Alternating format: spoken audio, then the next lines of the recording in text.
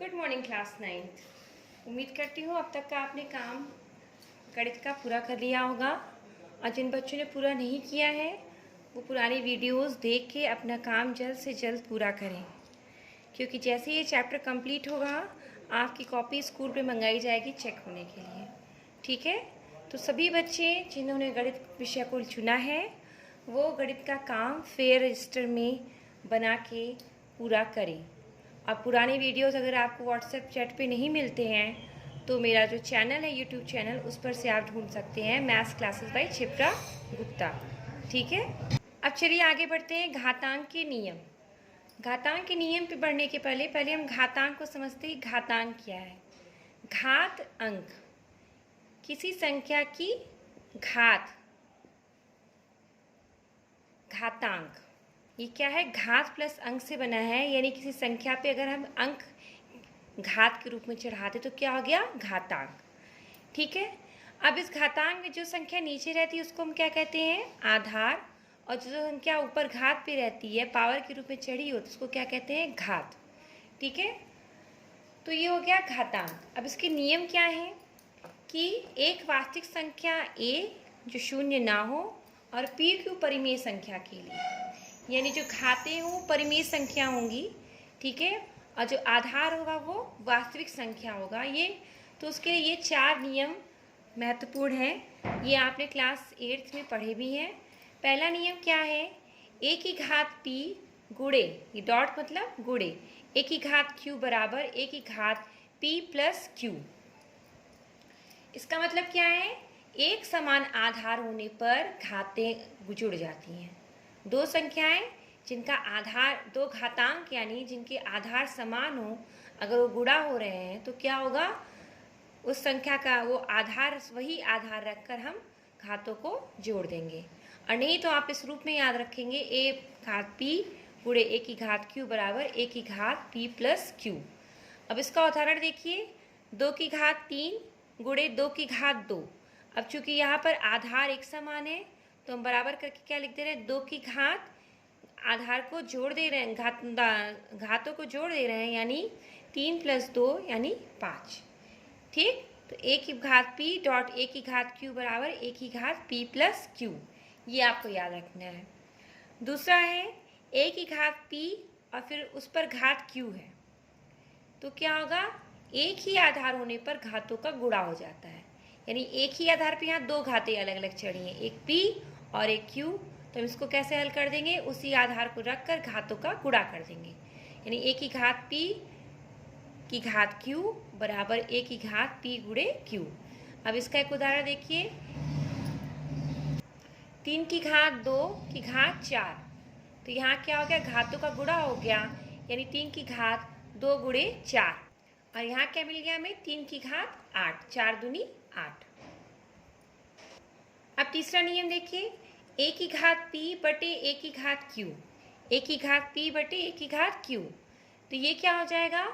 इसका बराबर में हम करते हैं, इसका रिजल्ट क्या निकलता है? a की घात p माइनस q, यानी एक जैसे आधार होने पे अगर भाग हो रहा है घातांकों का तो हम उसको हल कैसे करते हैं? उसी आधार पे घातों को घटा देते हैं, नीचे वाली घात को ऊपर वाली घात में से हम घटा देते हैं। देखिए यहाँ पे क्या हुआ है? 6 की घात 5 बटे 6 की घात 3। यहाँ पे क्या हो जा रहा है? a की घात p बटे a की घात q। तो हम रिजल्ट में क्या लिखेंगे? a की घात यानी 6 की घात 5, नीचे वाली घात को घटा देंगे ऊपर वाली घात में से, यानी 5 माइनस 3, यानी हो गया 6 की घात 2। चौथा नियम क्या है? a की घात p गुणे b की घात p बराबर a गुणे b की घात p, यानी दो अलग अलग आधार पे अगर एक समान घात हो तो उसको कैसे हल करते हैं? उन आधारों का गुणा करके उस पर वो घात चढ़ा देते हैं। जैसे यहाँ पे देखिए, 2 की घात 3 गुणे 4 की घात 3, आधार अलग है लेकिन दोनों पर घातें कैसी हैं? एक समान है। तो हम क्या करें? इन दोनों आधारों का गुणा कर दे रहे हैं, 2 गुणे 4 और पूरे पे वही घात 3 हम चढ़ा दे रहे हैं, तो हो गया 8 की घात 3। इस प्रकार से आपको ये चारों घातांक के नियम याद रखने हैं अगली एक्सरसाइज करने के लिए। चलिए आइए, उदाहरण 21 है आपकी बुक का, उसको चेक सरल करते हैं। 4 खंड हैं, सरल कीजिए पार्ट 1, पार्ट 2, पार्ट 3 और पार्ट 4। पार्ट 1 लेके चलते हैं। पार्ट 1 क्या कहता है, 2 की घात 2/3 गुणे 2 की घात 1/3, इसको सरल करना है।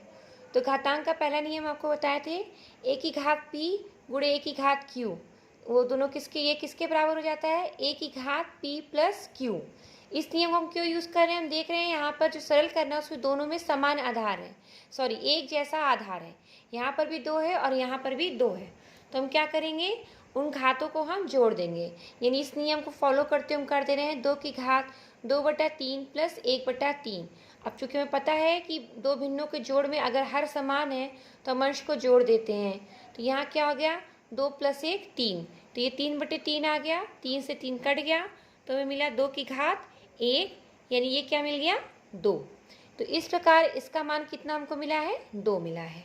ये हमारा आंसर हो गया। अब देखिए सेकंड पार्ट है, इसको सरल करना था 1/3 की घात 5 कुल की घात 4। तो यहाँ पर क्या है, हम अगर नियमों को याद करें तो सेकंड नियम था a की घात p पूरे की घात q बराबर a की घात p गुणे q। यानी अगर एक ही आधार है उस पर दो अलग अलग घातें चढ़ी हैं तो क्या होता है, उन दोनों घातों का आपस में गुणा हो जाता है। तो यहाँ एक ही आधार था 3, उस पर दो घातें चढ़ी थी 1/3, उस पर दो घातें चढ़ी थी 5 और 4। तो क्या कर रहे हैं, इन दोनों घातों का आपस में हम गुणा कर दे रहे हैं। तो ये आ गया 1/3 की घात 20। अब इसको हम अलग अलग कर सकते हैं अंशर हर को। तो 1/3 की घात 20 का मतलब 1 की घात 20/3 की घात 20। तो 1 की घात 20 यानी 1 का कितने बार गुणा करेंगे हमें 1 ही मिलेगा, 3 पे घात 20 है, तो ये 3 की घात 20 को मैंने ऐसे ही रहने दिया है, इसको आगे गुणा नहीं किया, हम इसको ऐसे लिख सकते हैं। तो ये आपका आंसर हो गया। थर्ड पार्ट देखिए, 7 की पावर 1/5 है, यानी 7 की घात 1/5 बटे 7 की घात 1/3। अब देखिए यहाँ पे कौन सा रूल फॉलो किया, तीसरा नियम था a की घात p बटे a की घात q बराबर a की घात p माइनस q। यानी एक जैसे आधार वाले घातांक अगर भाग में है, भिन्न के रूप में है, तो हम क्या करते हैं, नीचे वाली घात को ऊपर वाली घात में से हम घटा देते हैं। यहाँ पर दोनों जगह ऊपर नीचे 7 है, उस पर घातें चढ़ी हैं, तो हल करेंगे तो क्या करेंगे, 7 लिखकर हम घातों को घटा देंगे, नीचे वाली घात को ऊपर वाली घात में से घटा दिया। अब 1/5 में से 1/3 घटाना है। जिनको कन्फ्यूज़न है वो देख लें, यहाँ पे घट रहा है, 5 और 3 का एलसीएम लेंगे तो एलसीएम क्या आएगा, 5 3 15। अब यहाँ पे 5 से 15 हम भाग देंगे, कितनी बार जाएगा, 3 बार। 3 का हम 1 में गुणा कर देंगे तो यहाँ पे आ गया 3। अब 3 से 15 में हमने भाग किया, कितनी बार गया, 5। 5 का 1 में गुणा किया तो 5 आ गया। तो यहाँ पे हमें घट के मिल गया 3 में से 5 यानी 2, लेकिन ऋण चिन्ह के साथ। क्यों, क्योंकि हम छोटी संख्या में से बड़ी संख्या को घटा रहे, इसलिए हमें माइनस का चिन्ह मिलेगा। तो हमें मिल गया -2/15। अब देखिए यहाँ पे क्या मिल गया, 7 की पावर -2/15। अब इसमें एक चेंज हम ये कर रहे हैं कि 7 पे घात ऋणात्मक है तो उसको हम नीचे ले जाएंगे हर में, तो क्या हो जाएगा 1/7 की घात 2/15। क्योंकि ये रूल हम पढ़ चुके हैं 8th में कि अगर आधार पे घात ऋणात्मक होती है तो अगर हम उसको भिन्न में हर के रूप में लिख देते तो घात क्या हो जाए, धनात्मक, यानी a की घात -m बराबर 1/a की घात m। तो इस रूल को फॉलो करते हमने ये आंसर लिख दिया। तो इस प्रकार से ये पार्ट थर्ड भी सॉल्व हो गया।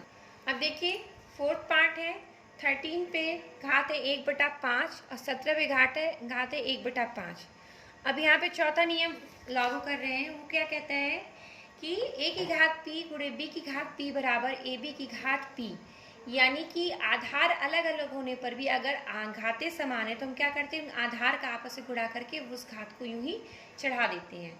तो यहाँ 13 पे घात 1/5 है, 17 पे घात 1/5 है, इसलिए दोनों पे समान घात है, इसलिए हम आधार का आपस में गुणा कर दे रहे, घात को यूं ही चढ़ा दे रहे हैं। और 13 और 17 गुणा करके यहाँ पे आ गया 221 और घात आ गई 1/5।